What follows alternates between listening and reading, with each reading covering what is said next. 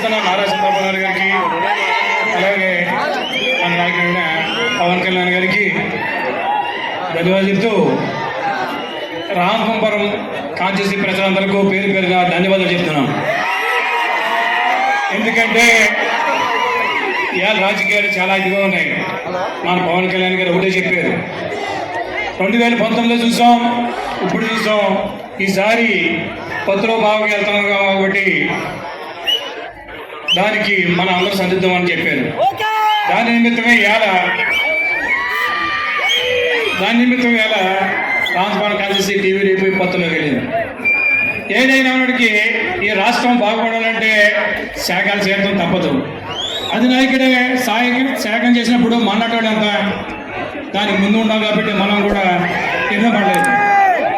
ఎందుకంటే రేపు రాష్ట్రం భవిష్యత్తు బాగుండాలంటే మంచి ముఖ్యమంత్రి రావాలి. అలాగే 14 సంవత్సరాలు చంద్రబాబు నాయుడు గారు చేశారు కాబట్టి ఎక్స్పీరియన్స్ ఉంది. ఇవాళ రాష్ట్రం అదొకది అయిపోయింది. ఎందుకంటే ఇండస్ట్రీ లేదు, ఏమీ లేదు, ఆర్థికంగా వెనకబడిపోయాం. అలాగా మంచి సమర్థుడు తండ్రి ఉంటే కుటుంబం ఎంత బాగుంటుందో అలాగా మంచి అంతమైన నాయకుడు ఉండాలి. ఆ నాయకుల్లో పవన్ కళ్యాణ్ గారు, చంద్రబాబు నాయుడు ఇద్దరు కలిసి తోడైతే రాష్ట్రం ఎదురుపడి వెళ్ళిపోద్ది. ఎందుకంటే 2014లో మనం చూస్తాం,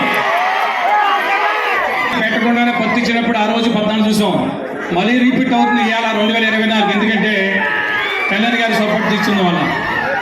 ఏదైనా వాడికి రాజకీయాల్లో ఏదైనా ఉంటే చేయడం జరిగింది, కానీ రాష్ట్రం భవిష్యత్తు దాంతోపాటు ముందుకెళ్ళాలి కాబట్టి ఇవాళ కళ్యాణ్ గారు తీసుకున్న నిర్ణయానికి అందరూ స్వాగతిస్తున్నారు.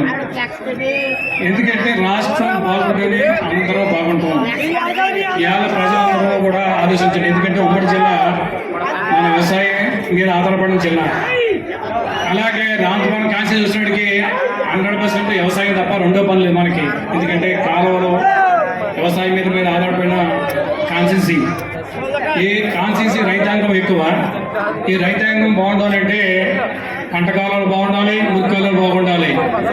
అలాగే ధాన్యం కొన్నప్పుడు పండించిన తర్వాత రైస్ మిల్లుకి ఈ ఆర్బీఐ వచ్చిన తర్వాత చాలా ఇబ్బంది పడుతున్నాం మనం రైతాంగానికి.